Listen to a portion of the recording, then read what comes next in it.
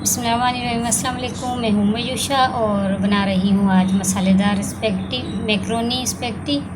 और ये प्याज, टमाटर और शिमला मिर्च, और ये था हमारा गोश्त जो कि बीफ है, और इस तरह की क्यूब्स की शक्ल में चौकोर पीस मैंने कर लिए थे इसके सारे गोश्त के। और इसको मसाले लगाकर मैंने फ्रिज में रख दिया था 1 घंटे के लिए।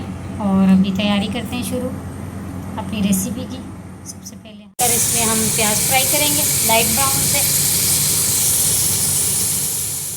साथ ही मैंने टमाटर डाल दिए। अभी इनको अच्छी तरह से मिक्स करके जब ये मैश हो जाएंगे फिर हम अपना गोश्त डालेंगे। फ्राई किया है, फिर उसके बाद इसको दम लगा दिया है गोश्त के गलने तक, और जब तक ये ऑयल भी छोड़ देगा तब तक हम इसको इसी तरह पकाएंगे।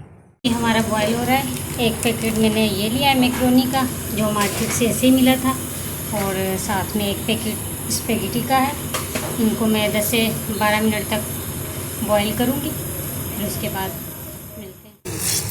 हमारा मसाला तैयार हो गया है, और मैक्रोनी भी हमने बॉईल कर ली थी ऑयल और नमक डालकर। अब इसमें हम दही शामिल करेंगे।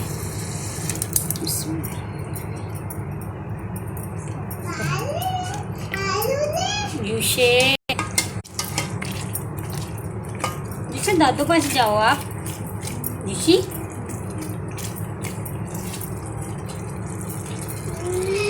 अब हम इसमें मैक्रोनी शामिल करेंगे और इसको फिर 5 मिनट का दम लगाएंगे। अब मैंने इसमें शिमला मिर्च भी शामिल कर दिए और इसको तकरीबन 5 मिनट का दम लगाऊंगी। 5 मिनट का दम लगा दिया इसको, और उसके बाद ये रेडी हो जाएगा। और इसको बहुत अच्छी तरीके से दम आ गया है, और अब हम इसको निकालेंगे प्लेट में।